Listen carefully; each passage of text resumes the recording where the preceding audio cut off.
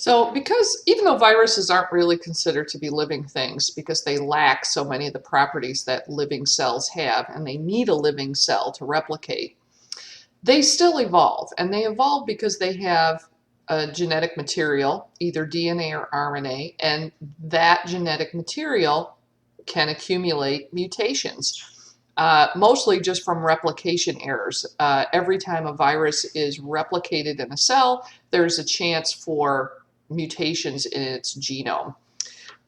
So where did viruses originally come from? If they can't replicate without a cell, that seems to indicate that they arose after cells, that cells evolved first, and then viruses evolved from bits of cells. And the current most popular hypothesis for where viruses originally came from is that there's actually been multiple origins of viruses, is because many of the groups of viruses, their genomes don't seem to be related to any other groups of viruses or to living cells' genomes. So it's thought that they evolved as broken down bits of cells, pieces of genome, pieces of RNA that through mutation had the ability to infect the living cell and replicate themselves. There are some people who have hypothesized that viruses originated from other types of life that arose on Earth. When we talked about the origin of life, so we have our RNA world hypothesis that probably the first replicating thing was just a piece of RNA, and then later we had the first cells, which were like a bacterial cell, like a simple bacteria, the Luca cells that we talked about. But there may have been many such things existing on the early Earth, and they've just mostly disappeared because they were outcompeted by the type of life form that led to all the life that we have on Earth today. And there's one hypothesis that viruses some groups of viruses might be the remnants of some of these alternative types of life that evolved, but then were outcompeted. And all that's left are these degenerate parasitic remnants of those. We may never know what the origin of viruses is, but that's the hypothesis. Recently, in the last 20 years, some really huge viruses have been discovered, and it almost seems strange that the smaller viruses were discovered before the large viruses. And there's a couple of reasons for that. One is that these large viruses don't cause diseases in humans or animals, so they were not sought out deliberately as disease-causing agents. But the other reason is just because of how early scientists looked for viruses. Once it was realized that viruses were really small, smaller than the smallest bacteria, step one of searching for a new virus was to filter your liquid media, whatever you were looking for viruses in, and filter out everything that was larger than the smallest bacteria, and then look at what was left. So all the large viruses were eliminated in step one, and so they weren't discovered for 80 years after the discovery of the first viruses. So now people are deliberately looking for large viruses, and several larger and larger viruses have been discovered. And the virus that has the largest genome isn't the same as the virus that is the largest in size. The virus that's the largest in size is the pithovirus. They've been discovered in weird places. Pithovirus was discovered in Antarctica. They've been discovered in ponds ponds and air conditioning liquid on the top of buildings. But these are three of the largest types of viruses, and there are several different related kinds of viruses that are now known to all of these. Besides the Mimi virus, we have Mama virus as well. But the pithovirus is the largest, and in fact, it's larger than the smallest bacteria. And it doesn't look like much. So even if it had been seen under the microscope by people who were looking for bacteria, they may have thought it was just a contaminating bacteria in their culture. We've even found now a virus that has its own parasitic virus. The mama virus is one of these very large viruses, and it has its own viruses that use it to get around, and so we call that a virophage. And its virophage is nicknamed Sputnik after the small satellite that was the first orbiting Earth object. But these big viruses, which are now deliberately being sought out and studied, they still need to infect a cell. Many of these infect protists, large protist cells like amoeba, and they were missed by being filtered out, and now we're deliberately looking for them. It's even though some have very large genomes and large sizes, we still don't consider them alive because they still don't do anything when they're not in a cell. Viruses on their own are inert. They don't maintain homeostasis. They don't grow. They don't have metabolism. They don't use nutrients. They can't synthesize protein. They can't replicate their genomes. So they're still not considered living things, even these very large ones. Although there is some noise among virologists in the scientific community who think that we should consider viruses alive, but just have a new domain of life for them, and not have them be considered not alive. But you know, that's not the status of the field at this time. We still don't consider them to be living things. Most viruses that exist on Earth today are unable to infect human cells or animal cells, but others are considered pathogens. So in the word pathogen, we can see the root for disease, pathos. So pathogens are agents that cause disease, and pathogens could be bacteria, they could be viruses, or even prions, which we'll talk about. There are other naked RNA molecules that are called viroids that affect plants but not animals. So a viroid is, see that root in there again, OID, that means it's like. So it's virus-like, but it's just a piece of RNA that can get into plant cells and replicate itself. To be a virus, it has to have not only a genome, but it has to have a protein capsid, which viroids don't have. And we'll talk about prions, which are only protein as well, which cause diseases in mammals. So how do viruses make organisms sick when they're causing disease? So there's a few different ways that they do it. Viruses can kill cells. So the viruses hijack all of the replication machinery in the cells. They're stealing membrane as they leave the cell sometimes, which can cause a release of the contents of the cell, or the cell's going to lyse and break open. That can cause nearby tissue damage, and nearby cells to die because of the enzymes that are released from the lysosomes. Generally in an animal, it's bad for surrounding tissue when cells are just breaking open. Some viruses actually have genes that code for toxins, and the cells produce those toxins, and that can cause symptoms. Sometimes they cause the cells to express toxic compounds in the membrane on the surface of the cell. But by and large, the major way that they cause problems is just by killing cells. They just hijack the machinery of the cell and kill those cells, and that causes inflammation in the surrounding tissue and general tissue damage, and it also amplifies the immune response to it when you have cells breaking open. Our best defense against viruses right now is vaccines. A vaccine is some piece of that virus. It could be the protein that's on the surface of the virus. It could be the entire virus particle, but incapacitated so that it cannot be infective.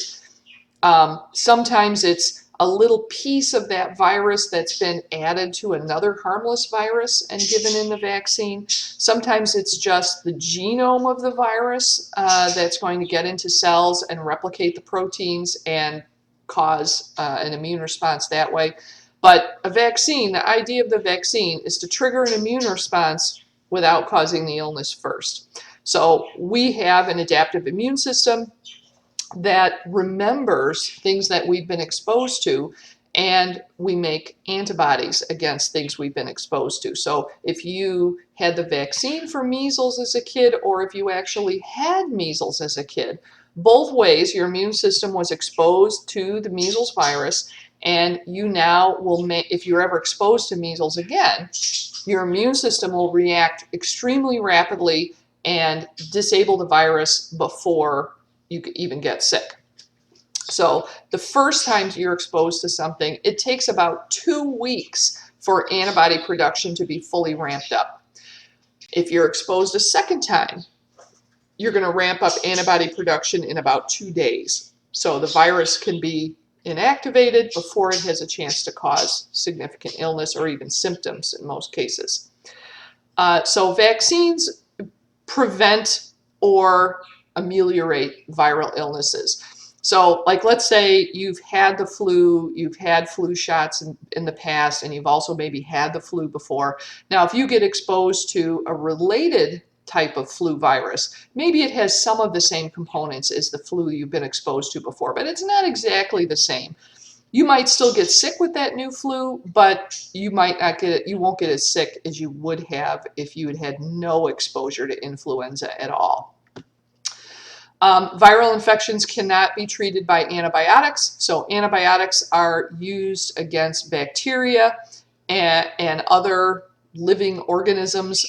Antibiotics do nothing for viral infections. So if you have a cold or influenza, giving you antibiotics is not going to alter the course of that viral infection. We do have a few antiviral drugs. Most of them are not super effective. Like Tamiflu, you know, there's a debate in the medical community whether Tamiflu is just a placebo or whether it actually helps people feel better who have the flu. We do have one relatively new treatment, which is an actual cure for a viral disease, which is unusual, and that's for hepatitis C, which is caused by a virus. And there is a drug now that for most people who have hepatitis C, because there's a couple of different varieties of the virus, the most common variety of the virus, this drug cures you. You go on, you take, it won't stop you from getting it again, but it cures the current infection with hepatitis C. That's fairly unusual and possibly even unique for virus, because that's a rare thing for us to have a drug that actually cures a viral infection. For AIDS and the HIV infection, we have a lot of drugs available now for people with HIV, but what it does, it doesn't cure them of the HIV infection. What it does is manage damage and symptoms that HIV is causing so that they will live way longer than they would without treatment. So usually so vaccines are still our best bet. Vaccines aren't always easy to make though. We don't have an HIV vaccine, not because of lack of trying, but because every vaccine that's been developed has failed in the clinical trials. Because of various problems with trying to make a vaccine to a retrovirus. Herd immunity is something you may have heard of in relation to vaccines, but it also is relevant for an infectious disease that we don't have a vaccine for yet. And herd immunity means that because viruses can't survive long on surfaces or outside of a body, in order to be maintained, a virus has to be constantly propagated through a population. And that's what had happened for human history with something like smallpox.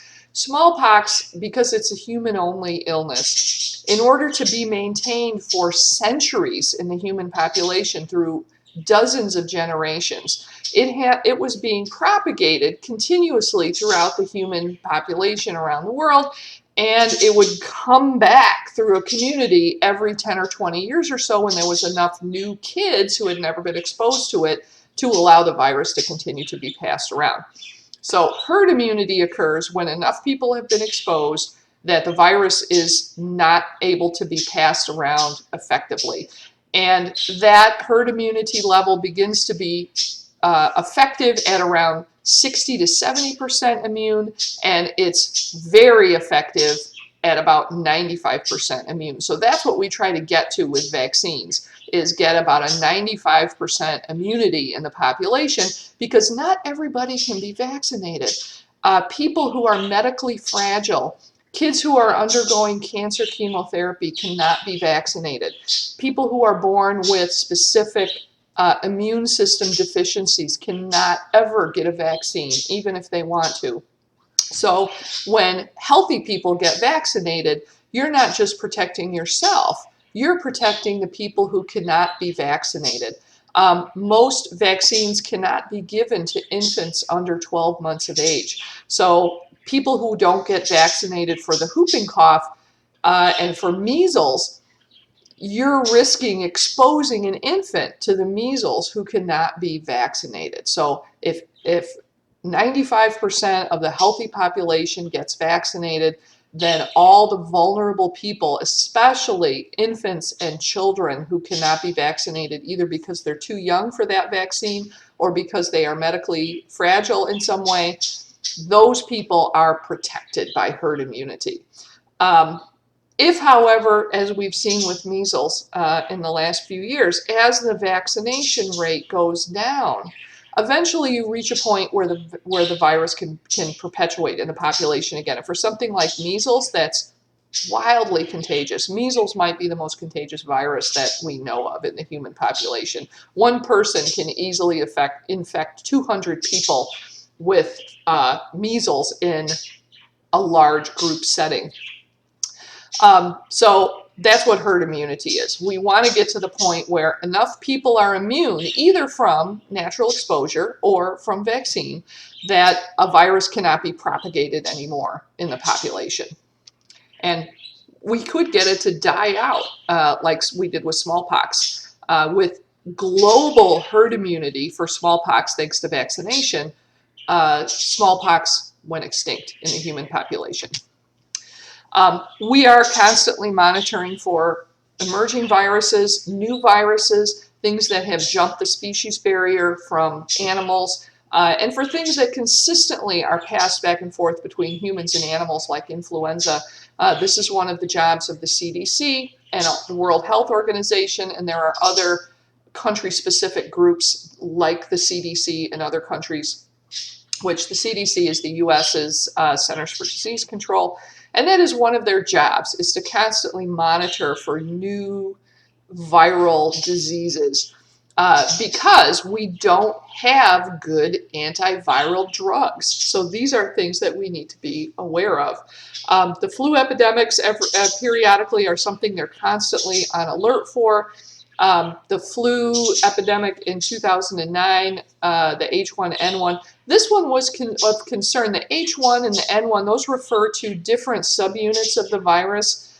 And the reason that everyone was very alarmed was because it was the first time that an H1N1 strain had gone around the human population since 1918. The Great Influenza in 1918 was an H1N1 strain that had a very high lethality. So when H1N1 was identified as circulating in the human population again, it was extremely alarming to epidemiologists. Luckily, it turned out to not be as bad as everyone was afraid that it would be. But we have the flu virus is endemic in the human population, and new strains are constantly appearing as it gets passed between animals like chickens and ducks and domestic pigs and even wild birds, and then pass back into the human population. So we can never get rid of influenza like we did with smallpox because there's too many sources for it outside the human population. Once something spreads and becomes an epidemic worldwide, then that's what we call a pandemic. So a pandemic means it's affecting most of the world. An epidemic would be a small area. Even a whole country could be an epidemic. But pandemic means that it's spreading in most of the world. Usually our new viral diseases are coming from animals, which we would call a zoonotic illness. They can jump the species barrier occasionally. Now, most of the time, most viruses that animals have cannot infect human cells. It doesn't occur as often. It doesn't occur very often that viruses jump the species barrier, but when it does, a new disease will appear, like HIV and AIDS, that no human has been exposed to before. And as we're seeing now with the new coronavirus, the SARS-CoV-2 is a new virus that jumped the species barrier from animals that no human had been exposed to before. So everybody was vulnerable, and it's being spread rapidly in the human population. There's a phenomena with both bacteria and viruses called pathogen-host coevolution. And over time, disease-causing agents tend to become less virulent. So virulent, that's how severe an illness it's going to cause. So when it becomes less virulent, that means it still infects people, but they don't get as sick. And this is because of natural selection and evolution. People who are really sick and appear sick don't travel, and everybody can see that they're sick and they stay away from them. So the bacteria or the virus will have less chance to spread to new hosts. So natural selection is going to select for viruses or bacteria that cause less severe illness over time as it passes through the human population, because people who don't feel sick are going to travel, they're going to expose more people, and that virus will have a chance to reproduce in greater numbers. And that's what natural selection is selecting for. Remember, natural selection is selecting for traits that allow the greatest reproduction in the next generation. So for viruses, that means being less severe so that your host is going to pass on the virus to more hosts.